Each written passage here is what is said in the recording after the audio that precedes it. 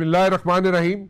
आज बिलावल भुट्टो जरदारी साहब जब गए NA 246 से, जहाँ पे लियारी का हल्का है, जहाँ से वो इलेक्शन लड़ रहे हैं, वहाँ पे 6 से 7 फैमिलीज थी जिन लोगों ने पथराव किया। और उसके जो PS पे PS 107 और PS 108 जो टिकट पीपल्स पार्टी ने दिए हैं, एक टिकट दिया है PS 107 पे जावेद नगोरी को और दूसरा PS 108 हाजी मजीद को। जो 2 टिकट दिए हैं उनके खिलाफ एक रिएक्शन के तौर पे ये पथराव किया गया।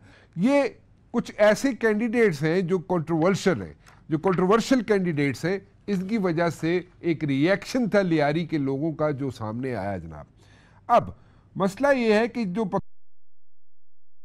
35 लोगों से ज्यादा लोग वहां पे मौजूद नहीं थे, बट देन अगेन पथराव किया गया, एक रिएक्शन हुआ। रिएक्शन की वजूहात क्या थी? उसकी मल्टीपल वजूहात थी। एक वजह यह थी कि जनाब वहां पे लोगों के पास पानी नहीं है।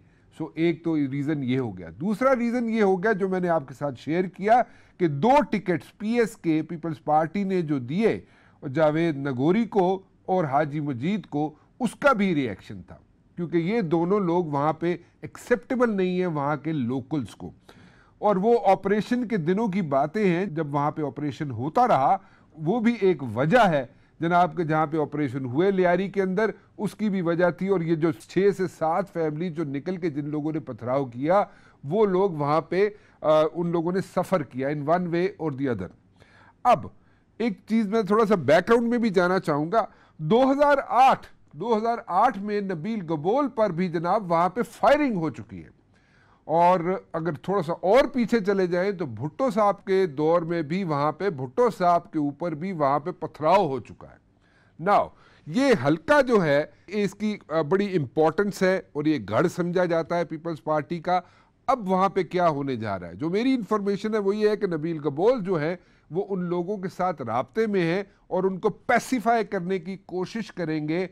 आज रात को किसी भी वक्त नबील गबोल वहां पे जाएंगे, इन फैमिलीज के लोगों से मिलेंगे। बट देन अगेन ये ऐसी एक खबर है which made headlines all over, और सारी दुनिया में ये हेडलाइंस बनूंगा जो वहां पे काफिले में मौजूद हैं और बिलावल भुट्टो जरदारी के साथ भी मौजूद हैं। उनसे पूछना चाहूंगा कि what exactly is happening now और अभी क्या सिचुएशन है। नादर कैसे हैं? थैंक यू रम साहब, अल्लाह का शुक्र, मैं ठीक हूँ और पुरजोश हूँ और बहुत हौसला है हमारे अंदर, हम सब के अंदर, और we are filled with motivation. तो इंशाल्लाह मसला जो आप बता रहे हैं इससे हम लोग डरेंगे नहीं, रुकेंगे नहीं। और ये जो इंसिडेंट हुआ है इसके बाद भी बिलावल भुट्टो जरदारी साहब ने एक जगह स्टॉप किया है और वहां से आवाम को खिताब किया है। तकरीबन 10 मिनट खड़े होकर आवाम से बात की है उन्होंने और आवाम ने उनका पुरजोश इस्तकबाल किया है और उनके हक में नारे लगाए हैं।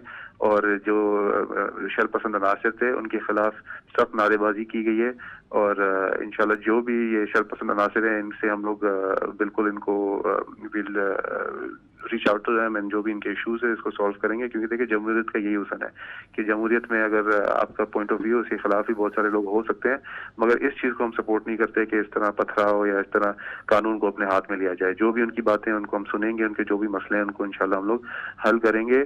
और आप देखेंगे कि जिस तरह पहले भी आपने सही फरमाया कि पहले भी मुश्किल डटे रहे हैं, उसके बाद हम लोग डरे नहीं है और हमने लियारी पहले भी जीता और इंशाल्लाह इस दफा भी भारी अक्सरियत से चेयरमैन बिलावल भुट्टो जरदारी साहब को हम लोग जिताएंगे। यहाँ से एक सवाल का जवाब दीजिएगा। बिलावल भुट्टो जरदारी साहब after the reaction of this 6-7 families ने जो रिएक्ट किया, वहां पे पथराव किया, उसके बाद उन्होंने कहां पे एड्रेस किया? अभी फुटबॉल हाउस में उन्होंने ऑलरेडी एक स्टॉप मारा है। Final stop I believe is scheduled art Chowk पे। आर्ट चौक वो इलाका है जो कि बिल्कुल डीप विद इन लियारी है और वहाँ पे बहुत ज्यादा सपोर्ट बेस है हमारी पार्टी की। ऑलरेडी पथराव के बाद फुटबॉल हाउस पे भी तकरीबन हजारों की तादाद में लोग थे और बिलावल भुट्टो जरदारी साहब के हक में नारे लगाए हैं उन्होंने।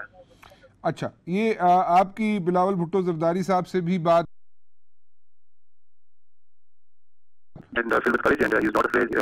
सिक्योरिटी के लोगों ने उनको बोला कि सर यहाँ पे हालात खराब है, हम चलते हैं। बिलावल भुट्टो जरदारी साहब ने खुद स्टैंड लिया, बोला नहीं मैं पीछे नहीं मुड़ूंगा, मैं पीछे नहीं होऊंगा और मैं आगे बढ़ूंगा।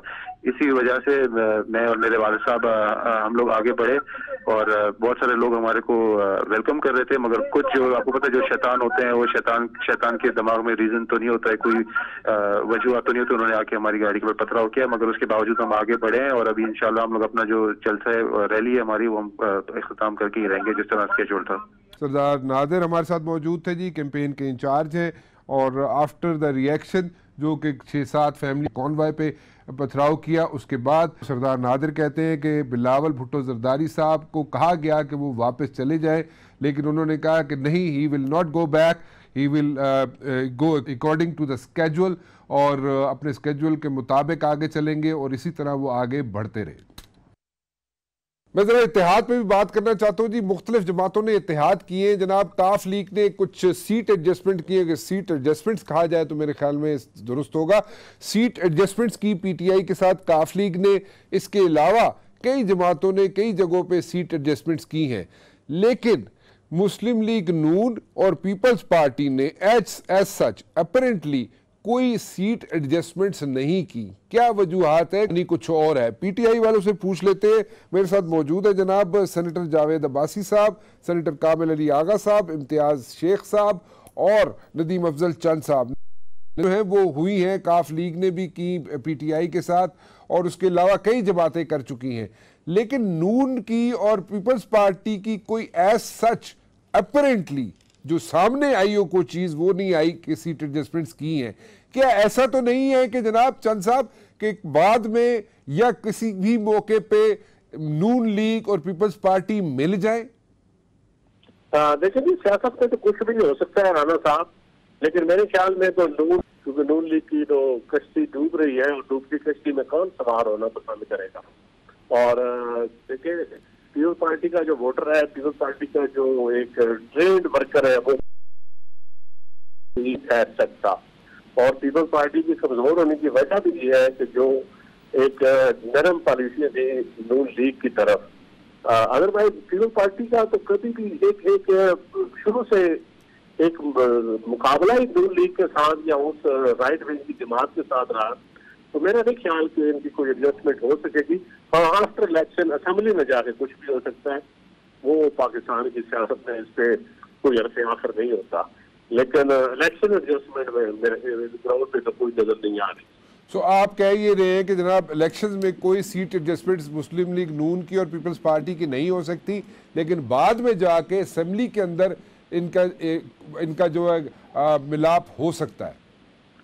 देखिए, नून लीग के साथ तो ये तो कुछ भी हो सकता है। पीटीआई और पीपल्स पार्टी भी मिल सकती है, और पीपल्स पार्टी और दूसरी पीपल्स पार्टी ने तो ऑलरेडी लाइसेंस की सियासत तो की है ना जी। पीपल्स पार्टी तो मेरा ख्याल है इस पे बिलीव करती है लाइसेंस पे। पीपल्स पार्टी में ऐसी कोई नहीं है कालबंद हो किसी जमात के साथ, ऐसा इशू नहीं है। कहता था अगर कोई सिंगल पार्टी मेजॉरिटी ले जाती है तो फिर उसने लाइसेंस क्या करने हैं। अदरवाइज मुल्क में तो देखना पड़ेगा कि इसके बाद सूबों में घूमने किसकी आती हैं और किस तरह बढ़ती है। That's a different thing चंद साहब, लेकिन मैं सिर्फ ये जानना चाहता हूँ कि इलेक्शंस के बाद, अगर इलेक्शन से पहले सीट एडजस्टमेंट मुस्लिम लीग नून की और पीपल्स पार्टी के नहीं होती या अंदर खाने नहीं होती, तो बाद में असेंबली में जाके इनका मिलाप हो सकता है, ऐसे ही है ना जी। उनको तकरीबन 57 सीट्स मिल सकती हैं plus minus after the general elections की बात कर रहा हूँ मैं जी। और एमक्यूएम को तकरीबन 4 सीटें मिल सकती है, प्लस माइनस कर सकते हैं इसको आप। पीएसपी को 9 सीटें मिल सकती हैं प्लस माइनस। और इसी पे मैं बात कल सिलसिला लेके आगे चलना चाहूँगा। इम्तियाज शेख साहब भी है मेरे साथ जी, शफकत महमूद साहब भी हैं, और कामिल अली आगा साहब भी, और जावेद अब्बासी साहब भी। मैं मेरे ख्याल में शुरू करना चाहूँगा आपसे अब्बासी साहब, ज़रा ये दस दियो कि ये तो नहीं है कि तुहाडा कोई इल्हाक हो सकता है, तुसी कोशिशां तो बड़ी कर रहे हो कि पीपल्स पार्टी के नाल तुहाडे ताल्लुकात ठीक हो जाए आप लोगों के, और आप कोशिश भी कर रहे हैं कि जरदारी साहब से इसके बाद ऐसा मुमकिन होगा जी। बिस्मिल्लाहिर्रहमानिर्रहीम, बहुत शुक्रिया राना साहब। एक तो जो आपने आज सर्वे रिपोर्ट बताई है, ये सर्वे रिपोर्ट मेरा ख्याल है कि किसी तहरीक इंसाफ की आपने तैयार की होगी, वरना पाकिस्तान में ऐसा माहौल नहीं है कि इतनी चीजें हों के आ रही है। मैं तो मेरा ख्याल है कि ये पहला सर्वे होगा जो तहरीक इंसाफ की किसी वर्कर ने लिख के भेजा होगा। बहरहाल ये वक्त है, बताएगा 25 जुलाई को पता चलेगा जब रात को और शाम को रिजल्ट आएंगे। राना साहब, हम अलायंस के खिलाफ हैं, हमने अलायंस पर इलेक्शन लड़ा नहीं है। अलायंस में अगर आप इलेक्शन लड़ते हैं तो आपको अपनी जमात की ताकत का पता नहीं चलता। आप इसलिए बेहतर यही समझा जाता है पार्टी में कि वो खुद तौर पर इलेक्शन लड़ें, फिर वो देखेंगे इसके रिजल्ट क्या आते हैं, और फिर जो भी रिजल्ट आता है उसके बाद अगर कोई हुकूमत बनानी हो, हुकूमत बनाने के लिए उस वक्त अगर अलायंस बनती हो तो यकीनन पार्लियामेंट के अंदर जो जमातें होती हैं वो आपस में बैठ के बात करती है और बात सूरत में अलायंस होती हैं। हम इस स्टेज पर ही बता सकते कि कल क्या माहौल होगा, क्या रिजल्ट आएंगे। हमारा पाकिस्तान पीपल्स पार्टी का सियासी इख्तलाफात जरूर हैं, दोनों बड़ी जमातें हैं, दोनों के अपने अपना तरीकाकार है, दोनों की अपनी आइडियोलॉजी है। और ठीक है जी भाई साहब, आपका तरीकाकार है, अपना अपना है, सब कुछ अपना अपना है, लेकिन आप लोगों के बीच में इलाक होता भी रह रहा है जी। 4-4.5 साल पीपल्स पार्टी ने आपको बिल्कुल नहीं छेड़ा, आपको हुकूमत करने दी है। और ये जो आप फिगर्स कह रहे हैं कि ये जनाब जो मैं सुन पाया हूँ सही कि आप कह रहे हैं ये फिगर जो दिए, ये फिगर किसी ने दिए या नहीं दिए, ये एक असेसमेंट है। मैं पहले बोला कि ये हरफ आखिर नहीं है, लेकिन आप लोगों को स्मूथ सेलिंग दी ना पीपल्स पार्टी ने सफर भी किया उसकी वजह से। आप तो कह रहे हैं कि जी आप कर ही नहीं सकते इस तरह की कोई बात। देखिए राणा साहब, हमारा पाकिस्तान पीपल्स पार्टी का जो है वो कोई जो सियासी जाहिर है अपना अपना एक तरीकाकार है, लेकिन हमने एक दूसरे के साथ कौन सा तरीकाकार है अब्बासी साहब? आप अभी भी कोशिश कर रहे हैं, अभी भी अंदर खाने आप कोशिश कर रहे हैं भाई साहब। राणा साहब आप बात सुन तो लेना, मेहरबानी। मैंने आपकी बात पूरी सुनी ना, आप उसी चीज को बात कर रहे थे, मैं इसलिए कह रहा हूँ। मैं कह रहा हूँ कि हमारा और उनके दरमियान राब्ते थे हैं, रहेंगे पाकिस्तान पीपल्स पार्टी के साथ। जी हाँ, ये बात हुई ना। लेकिन जो प्राइम मिनिस्टर साहब लगे वहाँ उन्होंने बैठ के लगाए, ये हमारी आईनी रिक्वायरमेंट थी। नहीं, मैं ठीक ही बात नहीं कर रहा बासी साहब, मैं अभी की बात कर रहा हूँ। अभी वो अपनी कंपेन कर रहे हैं, अपना इलेक्शन लड़ रहे हैं, हम अपना इलेक्शन लड़ रहे हैं। मैं इस वक्त में किसी राब्ते से वाकिफ नहीं हूँ, ना हमारा राब्ता है। इलेक्शन जीतने के बाद देखेंगे। आपको मेरे ख्याल में इसका अगर इल्म है तो आप कह रहे हैं आपको इल्म नहीं है इसका। मैं कामिल अली आगा साहब से पूछा, कामिल अली आगा साहब, इस तरह की कोशिशें जारी हैं कि जनाब पीपल्स पार्टी की और नून लीग की नून लीग की स्पेशली, पीपल्स पार्टी तो इतना इंटरेस्टेड नहीं नज़र आ रही, लेकिन नून लीग इंटरेस्टेड नज़र आ रही है कि जरदारी साहब से कोई मुलाकात हो जाए, कोई पैसिफाई कर दिया जाए जरदारी साहब को, और इनका किसी स्टेज पे इलेक्शन में सीट एडजस्टमेंट ना भी हो तो इलेक्शंस के बाद जो है कोई इनका कोई आपस में मिलाप हो जाए। आपको ऐसी सूरत हाल बनती हुई नज़र आती है कामिल अली आगा साहब? यकीनी तौर पे राणा साहब, आपने देखा नहीं कराची के अंदर जो बयान दिया, जो प्रेस कॉन्फ्रेंस की और अपनी तकरीर के अंदर भी होने चाहिए, और नेशनल गवर्नमेंट जो है वो बननी चाहिए। ये सारा बयानिया जो है वो इस बात की गमाजी करता है कि मियाँ शहबाज शरीफ साहब और मुस्लिम लीग नून इस बात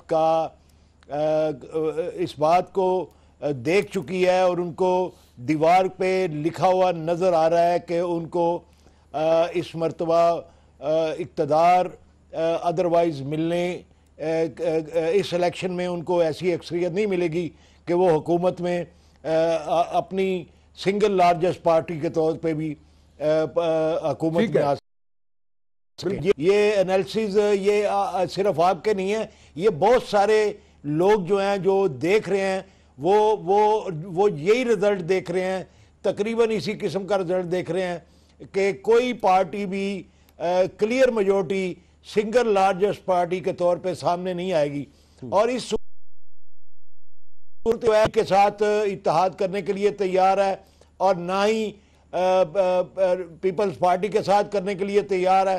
तो मेरा ख्याल है कि मियाँ शहबाज शरीफ अंदिया यही दे रहे हैं, और अंदर खाने कुछ इतलात भी हैं कि वैसे चंद साहब के पास ज़रूर इस किस्म की इतलात होंगी कि नून लीग कोशिश कर रही है, भरपूर अंदाज के अंदर कोशिश कर रही है, और इसमें सबसे अहम रोल जो रहमान मलिक साहब अदा कर रहे हैं। मैं आपको अशारतन बता देता हूँ, रहमान मलिक साहब के राब्ते मियाँ नवाज शरीफ साहब के साथ डायरेक्टली हो चुके हैं, और उनकी बातचीत जो है वो गालबन 1-2 मीटिंग्स भी शायद उनकी हो चुकी हैं। तो ये कोशिश जारी है कि पीपल्स पार्टी के साथ मिल के पीटीआई को जेर करने के लिए, क्योंकि ये नज़र नहीं आ रहा कि पीटीआई भी सिंगल लार्जेस्ट पार्टी के तौर पे सामने आ सके।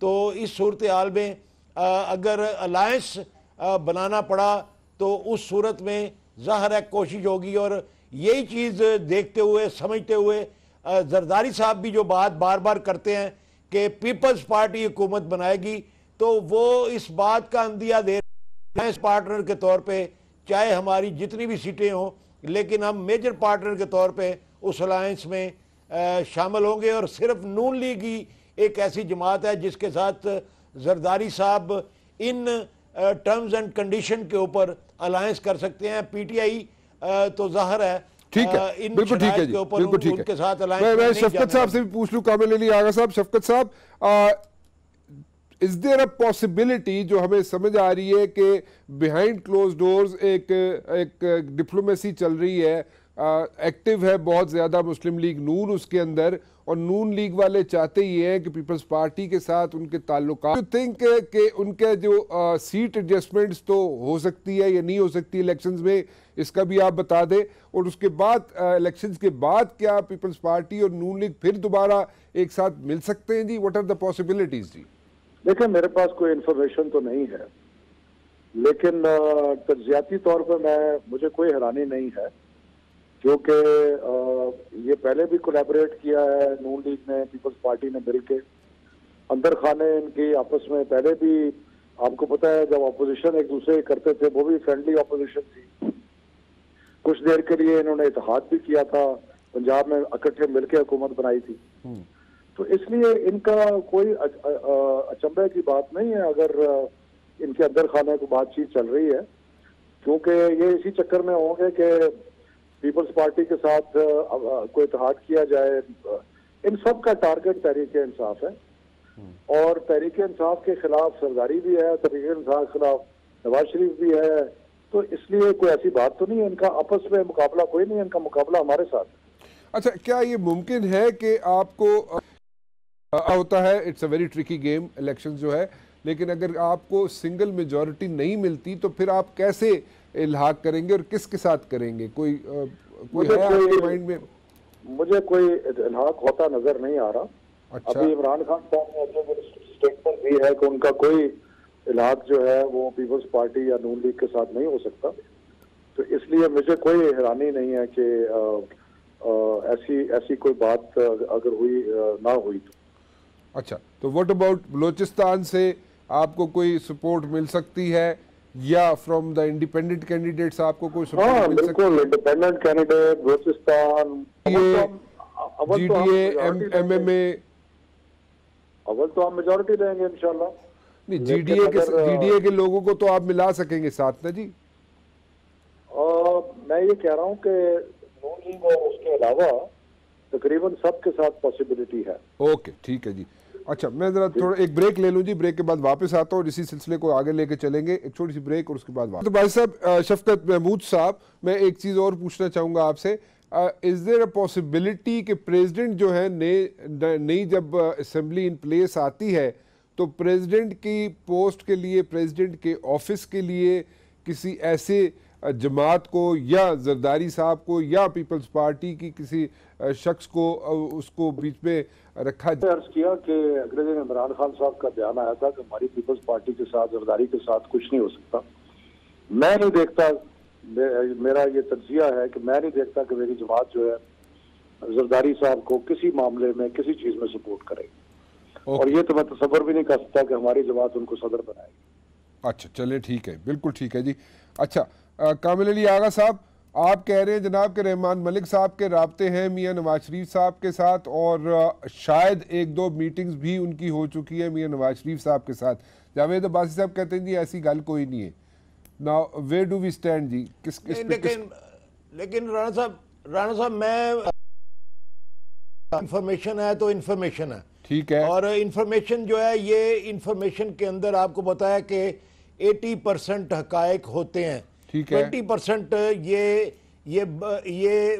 इम्कान ज़रूर होता है कि उस इंफॉर्मेशन के अंदर कोई थोड़ी बहुती भूल चूक हो, लेकिन वो टोटली आप उसको इग्नोर नहीं कर सकते।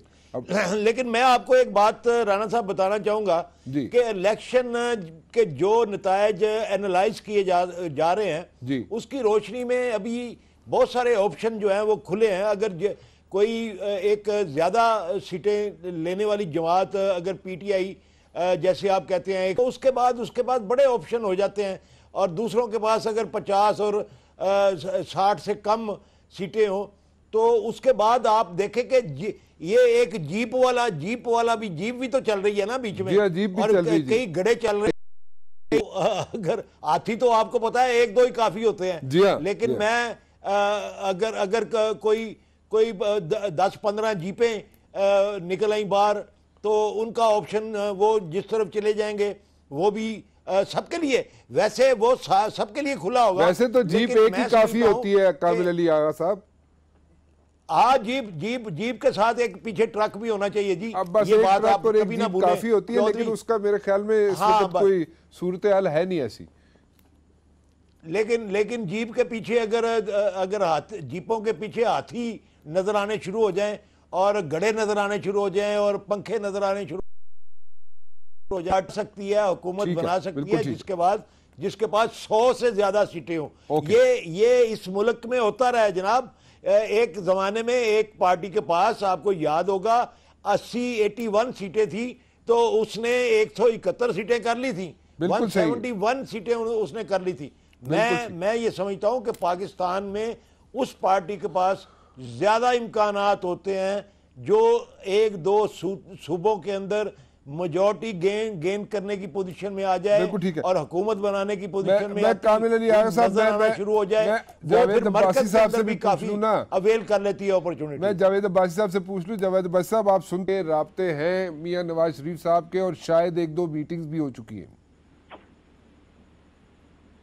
राना साहब, मेरे नॉलेज में ऐसा कोई राब्ता नहीं है, मैं इस राब्ते से वाकिफ नहीं हूँ। हम सियासी लोग हैं, सियासी लोग एक दूसरे से मिलते भी रहते हैं और कामिल अली आगा साहब की बात होती है, रहमान मलिक साहब भी मुख्तलिफ कमेटीज मीटिंग मिलती है, लेकिन मियाँ साहब के साथ उनकी कोई मीटिंग हुई है मैं कतई तौर पर इससे वाकिफ नहीं हूँ, ना ही हमारी पार्टी में शायद कोई और वाकिफ है। लेकिन बहरहाल फिर मैं ये कहूँगा कि हम सियासी जमातों के सियासी लोग हैं, हम एक दूसरे से मिलते भी रहते हैं, और अगर कोई अलायंस बना तो ये छुप के बनाने की जरूरत नहीं होगी हमें, ना ये ऐसा है कि कहीं किसी और जाके तहखाने में हमने बनाना है। अगर पाकिस्तान के अंदर अलायंस बनेंगे तो सामने बनेंगे, लोग एक दूसरे से मिलेंगे, जो भी अलायंस अब्बास साहब, मैंने तो मुलाकातों की बात की है, मैंने तो अलायंस की बात नहीं की। मैंने तो अभी तक ये कहा कि मुलाकातें हुई हैं। मैंने यही कह रहा हूँ कि अगर मुलाकातें, देखिए मैं ये फिर कह रहा हूँ कि आप सियासी लोग एक दूसरे से मिलते रहते हैं, इस न्यूज दिया है। अब ये रहमान मलिक साहब भी कंफर्म कर सकते हैं कि क्या उनकी मुलाकात हुई है या नहीं हुई है। मैं ये कह रहा हूँ कि इलेक्शन रिजल्ट के बाद जो पहले राणा साहब ने पूछा था कि अगर कहीं कोई अलायंस हो तो वो सामने को किसके साथ वो बैठ सकते हैं, तो ये फैसला बहरहाल रिजल्ट आने के बाद होगा। अभी इस वक्त अगर ये डिटरमिन करे कि किसका किससे अलायंस होगा तो मेरा ख्याल है ये मुश्किल है स्टेज पर डिटरमिन करना। अच्छा, चले शफकत साहब, वैसे भी सल्तनत अब्बासिया के खात्मे के बाद आप कोई थोड़ा सदमे में नजर आ रहे हैं मुझे, इसलिए आपको इतलात भी कम है।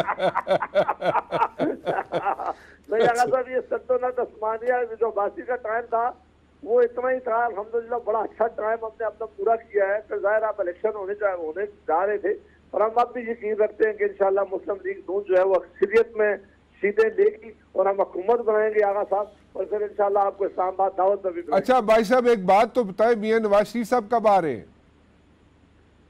देखिए, आप जानते हैं राणा साहब कि वो गए कुछ दिनों के लिए थे, लेकिन वहाँ बेगम कलसूम साहब जिनको अल्लाह ताला उनको सेहत दे दी, लेकिन वो वापस कब आ रहे हैं? आमीन आमीन। उनकी सेहत के बारे में चूंकि अभी फैसला होना है वेंटिलेटर का, तो यूं ही उनका जरा तबीयत बेहतर हो जाए और डॉक्टर उनको इजाजत दे दें कि आप वेंटिलेटर से उनको उतारेंगे तो फौरी आएंगे। क्योंकि मियाँ साहब ने आकर जहाँ इलेक्शन कैंपेन करनी है, हम खुद बड़ी तेज हमारी ख्वाहिश है कि अल्लाह ताला बेगम साहब को जल्दी इस्तेजाब करे ताकि मियाँ साहब वापस आकर पूरे पाकिस्तान में जो इलेक्शन कैंपेन है उसको जारी रख सकें। वो चाहेंगे। अच्छा, अभी इलेक्शन अभी पार्टी को कादरी साहब कहते हैं उन्हें नहीं पता पार्टी को कौन चला रहा है, मुस्लिम लीग नून को चला कौन रहा है? पार्टी के जो सदर है मियाँ शहबाज शरीफ साहब हैं, वो पूरी तरह पार्टी को चला रहे हैं, उन्होंने टिकट जारी किए हैं, वो पूरी तरह हमारी पार्टी पाकिस्तान के तूल हाथ में इस वक्त हमारे कैंडिडेट अपने इलेक्शन कैंपेन शेर के साथ उतर गए हैं इंशाल्लाह। और आप देखेंगे कि 25 जुलाई को फिर उसी तरह का आपको रिजल्ट नजर आएगा जिस आपको 2013 में नजर आया था। मुझे यकीन है कि इंशाल्लाह उससे बेहतर आएगा, लेकिन हमारी ख्वाहिश है कि बेगम साहबा की बड़ी ऑप्टिमिस्टिक अप्रोच है वैसे आपकी जावेद अब्बासी साहब। इंशाल्लाह वो पाकिस्तान में दोबारा जाकर मुस्लिम लीग के जो हमारे जितने भी कैंडिडेट हैं उनकी इलेक्शन कैंपेन करेंगे। वैसे अब्बासी साहब की बड़ी ऑप्टिमिस्टिक अप्रोच है, वैसे वर्कर इस तरह का होना चाहिए। आगा साहब, शफकत साहब सुन रहे हैं आप? जी जी शफकत साहब, वर्कर हो तो ऐसा हो जावेद अब्बासी बहुत जैसा। अच्छे साथी हैं, मतलब अभी भी पुराने साथी हैं, आखिरी बॉल तक पुराने खेलने के मुस्लिम लीग। चक्कर में है जावेद अब्बासी साहब कि जी वो मेजोरिटी लेंगे। वसी साहब की मैं बहुत इज्जत करता हूँ, माशाल्लाह बड़े लॉयल रुकन है। और क्या कहें कि हम हार जाएंगे, लेकिन अब हार इनके मुकद्दर में है, इनकी जमात के, लेकिन वो तो खुद तो नहीं कह सकते ना, और इलेक्शन के दौरान ये कहें कि हम हार जाएंगे। तो इसलिए बहरहाल मेरा ख्याल है कि नून लीग का वक्त खत्म हो चुका है। नून लीग, लोगों की जिंदगी तब्दील नहीं हुई, लोगों की जो रोजमर्रा जिंदगी है, गंदा पानी पीने को मिल रहा है, अस्पतालों की बुरी हालत है, स्कूलों की बुरी हालत है, थानों में जुल्म हो रहा है, अदालतों में इंसाफ नहीं मिल रहा। तो इनका ट्रैक रिकॉर्ड इतना पुअर है कि अब अवाम इनको मजीद मौका देने के लिए तैयार नहीं है। लोग तब्दीली की तरफ जा रहे हैं, और अब बस इंशाल्लाह 20-22 दिनों की बात है, आपको नजर आ जाएगी। अच्छा शफकत साहब, एक चीज़ तो बताएं, हमें समझने की कोशिश कर रहे हैं हम लोग कि ये जो आपका पीटीआई है, पीटीआई के अंदर